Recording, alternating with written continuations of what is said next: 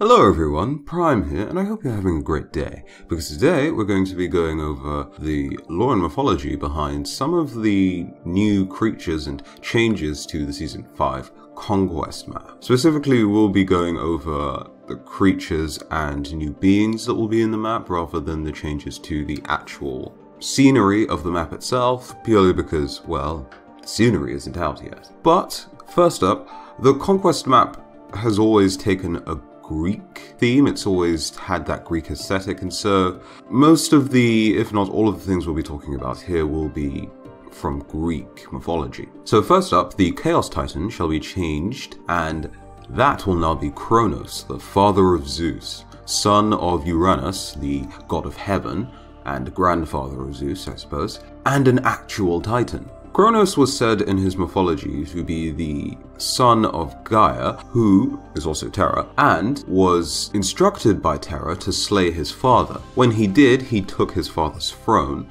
and ruled the Titans. During his time as ruler, he heard a disturbing tale that caused him to gobble up all of his children, including Hades, Poseidon, and Vesta, among others. Zeus, however, was hidden away by his wife Rhea, and when the time was right, Zeus was given something to then feed his father with, and this made him regurgitate all of his brothers and sisters. When Zeus then promptly defeated the Titan, he was banished instead of slain. Now, in Roman mythology, there are a few differences, but we're going to continue with Roman mythology just because I slightly prefer it. But in Roman mythology, he flees to the city of Ianiculum. Here, he meets Janus, and the two rule over the city together, ushering in a new age of peace, or the Golden Age. Cronus' name changes to Saturn, and the two kind of gain things from each other. Janus learns lessons in agriculture, whereas, of course, Saturn gets to maintain a mantle of ruling. So that's Cronus, not to be confused with Kronos. And I think we should expect Cronus to have some sort of scythe weapon, as that is what he used to kill his father. So moving on, we then have Themis, who will be the Order Titan, and in Greek mythology, she was a goddess of justice, wisdom, good counsel, and interpreted the will of the gods. But originally, she was indeed a Titan and not a god. Her parents were Gaia, being Terra again, and Uranus, and she eventually, at one point or another, became one of the many known consorts of Zeus. It should be noted that Themis and Nemesis are not one and the same, because as I said, Nemesis was a god, whereas originally Themis was a Titan, and even though they did reside over very, very similar things, and some of those things being the same things, and even in some of the sculptures of the two beings, you can see Themis, just like Nemesis, with a set of scales and a sword in her hand. Themis preferred to settle disputes and issues without using violence. Nemesis had no such issues. Also, last thing to note about Themis was that she had control over the a form of absolute communication that aided men with insights or information from the gods. Specifically, Hercules used the oracles quite a bit during his story. So the next batch of changes will be to the speed camps, and those will have a Centaur instead of the Cyclopses, I'm assuming. Or perhaps we'll have 3 Centaurs, I'm not too sure how they're going to do it, but a Centaur will hold the speed buff, and when, of course when you slay it, they'll drop the speed buff. Which makes a lot of sense. They were half men, with the lower parts of their bodies being horses, so them holding a speed buff would, again, make a lot of sense. They were savages in Greek mythology that would use their brute strength from time to time alone, but would also use branches, trees, or rocks to help them in battle as well. And for the most part, they lived in very natural areas, so caves and woods and secluded areas like that.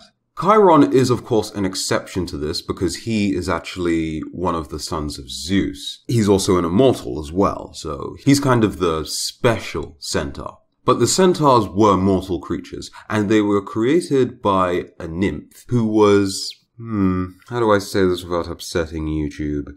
They were created after this nymph was used for her womanly charms, shall we say? They have fought with the likes of Hercules, rather against the likes of Hercules. So perhaps we'll get some lines from both Hercules and Chiron when either of them slay the Centaur buff. Replacing the red buff, we have the Manticore, a vicious creature with the body of a lion, the head of a man, and the tail of a scorpion. It also had poison packed in that scorpion's tail, and the spikes on the tail could actually be shot off of it to then be injected into its target, paralyzing the target. And its favorite way of getting rid of one of its victims is to devour them whole.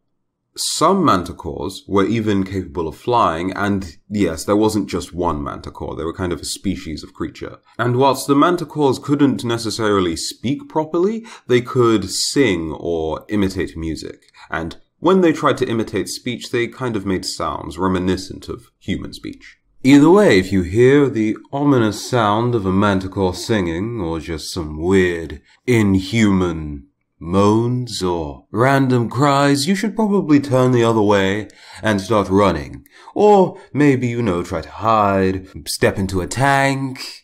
Just something that will make sure that you don't end up having to fight it without any weapons, or fight it at all, because you will probably die. I don't know what it's like to be eaten whole, so yeah. So next up, we have the Chimera, which will be dropping the Void buff. Pretty mysterious. Tell me what you think the Void buff will be giving us in the comment section below. My guess, perhaps similar to the Fire Giant, that will give us a specific amount of magic power or a specific amount of physical power, but split them up and not just give us a percentage increase of power, and maybe some sort of defense buff? That makes sense?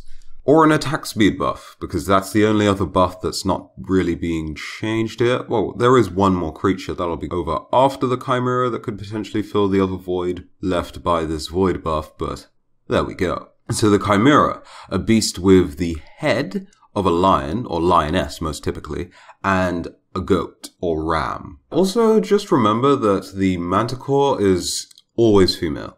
You might think that it's male thanks to the fact that you might see some with a mane, but the ears will always be shown, so you'll always know that it's female. Now, as for the body, most times than not, it is a lion's body, but sometimes you might be able to see images or references to mythology with the Chimera having a goat's body. Also, it had a snake for a tail, and it could breathe fire, capable of melting armor and weapons. So I wouldn't want to get into one of those things.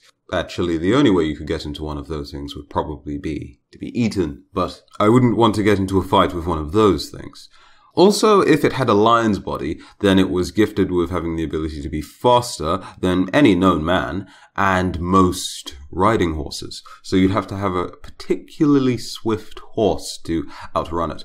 And, just as you might have expected, the snake that it has for a tail had particularly deadly venom. So if that touched you, you'd most likely be very dead. Unless you were Chiron, in which case you'd suffer in pain for a while until someone administered some sort of antidote, or you survived the poisoning. Defeated by a hero who was charged with defeating this beast by a king, and the hero did it with the help of his trusty steed, but not just any steed, a flying horse or Pegasus. Last up, we have the Satyr. Think of Cronus with the upper body of a man and less overall goatness, but still having horns, of course, and especially curved nose. They were allied with Hermes being Mercury, Gaia being Terra, and Hephaestus being Vulcan, but most significantly than any of those, with the exception of maybe Gaia, Dionysus, who was Bacchus, and the satyrs usually followed his kind of roaming clerk of, I don't know why hippies come to mind, but clerk of forest nymphs and satyrs and Bacchus's kind of crew, I suppose. Now, satyrs were really into nymphs, and were the most common husbands of nymphs. They were known to play the flute, dance, and drink. But they were not to be confused with the very similar Selene. The main difference between a Selene and a satyr was mainly an age difference. Selene were typically old men, whereas satyr were typically younger men. The most famous Selene being Silenus, and he was a foster father of Bacchus. Eventually, he was kind of considered to be one and the same as Sylvanus. So, there's that. And that's all the information I have for you. I hope that you enjoyed this one, found it informative. If you did, go ahead and leave a like. If you didn't, go ahead and leave a dislike. If you want more content just like this, all you need to do is subscribe to the channel. And until the next video, have a very, very, very good day. I've been Prime, and I'll see you in the next one. Bye bye.